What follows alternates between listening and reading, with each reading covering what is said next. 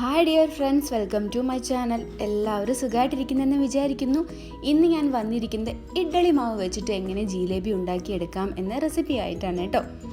അപ്പോൾ നിങ്ങൾ എൻ്റെ വീഡിയോ ആദ്യമായിട്ടാണ് കാണുന്നതെങ്കിൽ ഒന്ന് സബ്സ്ക്രൈബ് ചെയ്തേക്കണേ.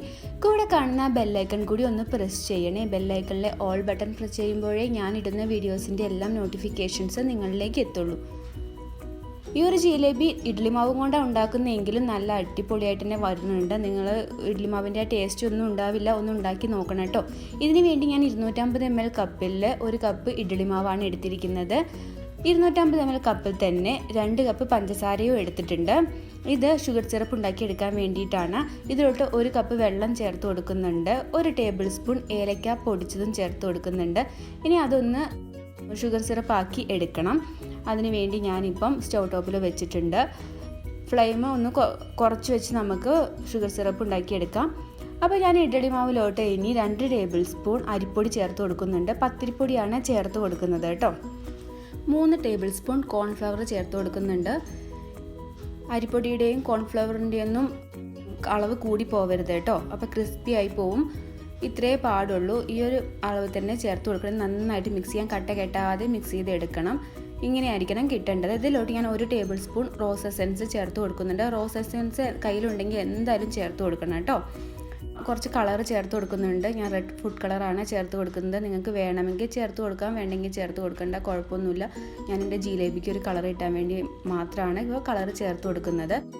ഇപ്പോൾ ഷുഗർ സിറപ്പ് റെഡിയായി കിട്ടിയിട്ടുണ്ട്. ഇങ്ങനെയായിരിക്കണം കയ്യിലൊട്ടുന്ന ആ ഒരു പരുവത്തിലാണ് നമുക്ക് കിട്ടേണ്ടത്. ഈ ഒരു പരുവത്തിലായി കിട്ടിയിട്ടുണ്ട് ഷുഗർ സിറപ്പ്. ഇപ്പം ബാറ്റർ നല്ല റെഡി ആയിട്ട് തന്നെ വന്നിട്ടുണ്ട്. ഈ ഒരു കൺസിസ്റ്റൻസിയിലാണ് കിട്ടേണ്ടത് കേട്ടോ. ഞാൻ ഈ ബാറ്റർ ഒരു ഐസിങ് ബാഗിലോട്ട് മാറ്റുന്നുണ്ട്. ഇത് ജിലേബി ഫ്രൈ ചെയ്തെടുക്കുമ്പോൾ ആ ഒരു ജിലേബിയുടെ ആ ഷേപ്പിൽ കിട്ടാൻ വേണ്ടിയിട്ടാണ് ഐസിങ് ബാഗിലോട്ട് മാറ്റുന്നത്.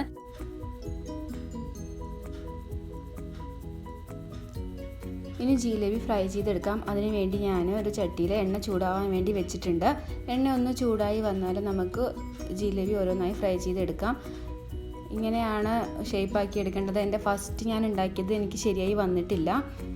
ഫസ്റ്റ് 2-3 ശരിയായി വരില്ല, പിന്നീട് അത് ശരിയായിക്കോളൂ കേട്ടോ. ഇങ്ങനെ എല്ലാതും തിരിച്ച് മറിച്ചിട്ട് ഫ്രൈ ചെയ്തെടുക്കാം. ഷുഗർ സിറപ്പിൽ എന്നിട്ട് ഷുഗർ സിറപ്പിലോട്ട് മാറ്റി കൊടുക്കാം. ഷുഗർ സിറപ്പ് നല്ല ചൂടായിട്ട് തന്നെ ഇരിക്കണം. ഒരു ചെറിയ ചൂടിൽ ഷുഗർ സിറപ്പ് എപ്പോഴും വെക്കണം കേട്ടോ. തീ ഓഫാക്കി വെക്കരുത് ഷുഗർ സിറപ്പിൻ്റെ. എന്നിട്ട് ഈ ഒരു ജിലേബി അതിലോട്ട് ഇട്ട് കഴിഞ്ഞാൽ കുറച്ച് അധിക സമയം തന്നെ ആ ഷുഗർ സിറപ്പിൽ ജിലേബി ഓരോന്നായിട്ട് ഇട്ട് വെക്കണം. അതിൽ ആ ഒരു ജിലേബിയുടെ അകത്തൊക്കെ ഷുഗർ സിറപ്പ് ആയി വരണം കേട്ടോ. പെട്ടെന്ന് അതിൽ ഷുഗർ സിറപ്പിലോട്ടിട്ട് പെട്ടെന്ന് എടുക്കരുത് ജിലേബിയുടെ അകത്തൊക്കെ ഷുഗർ സിറപ്പ് നന്നായിട്ട് പിടിക്കണം. അതിനുവേണ്ടി കുറച്ച് സമയം അതിൽ തന്നെ ഇട്ട് വെക്കണം കേട്ടോ. അങ്ങനെ എല്ലാതും ഫ്രൈ ചെയ്തെടുക്കാം. എല്ലാം ജിലേബിയും ഇങ്ങനെ ഫ്രൈ ചെയ്തെടുക്കാം. അടിപൊളി റെസിപ്പിയാണിത്. തീർച്ചയായും ഒന്ന് ഉണ്ടാക്കി നോക്കണം. നമ്മളെ വീട്ടിൽ എല്ലാവരുടെ വീട്ടിലും ഇഡ്ഡലി മാവൊക്കെ മിക്കവാറും ഉണ്ടാവും. അപ്പോൾ ഇങ്ങനെ ഒന്ന് ഉണ്ടാക്കി നോക്കണം കേട്ടോ. എന്നിട്ട് കമൻസ് അറിയിക്കണം. എല്ലാ ജിലേബിയും ഇതേപോലെ തന്നെ ഫ്രൈ ചെയ്തെടുക്കാം.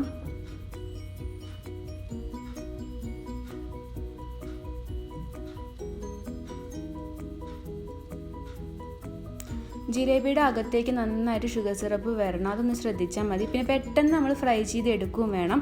നമ്മൾ അധിക സമയം എണ്ണയിലിട്ട് ഫ്രൈ ചെയ്ത് എടുക്കരുത് കേട്ടോ. പെട്ടെന്ന് ഒരു മിനിറ്റോളം മാത്രം ഫ്രൈ ചെയ്താൽ മതി. അപ്പോൾ നമുക്ക് അടിപൊളിയായിട്ട് തന്നെ ജിലേബി കിട്ടും. തീർച്ചയായും എല്ലാവരും ഇതുപോലെ ഒന്ന് ഉണ്ടാക്കി നോക്കണം. എന്നിട്ട് കമൻസ് അറിയിക്കണം. അപ്പം നിങ്ങൾക്ക് എല്ലാവർക്കും എൻ്റെ വീഡിയോ ഇഷ്ടമായെന്ന് വിചാരിക്കുന്നു. ഇഷ്ടമായിട്ടുണ്ടെങ്കിൽ തീർച്ചയായും ലൈക്ക് ചെയ്യണം, ഷെയർ ചെയ്യണം, കമൻറ്റ് ചെയ്യണം, സബ്സ്ക്രൈബ് ചെയ്യണം. തുടർന്നുള്ള എൻ്റെ എല്ലാ വീഡിയോസും കാണണം. Thank you for watching.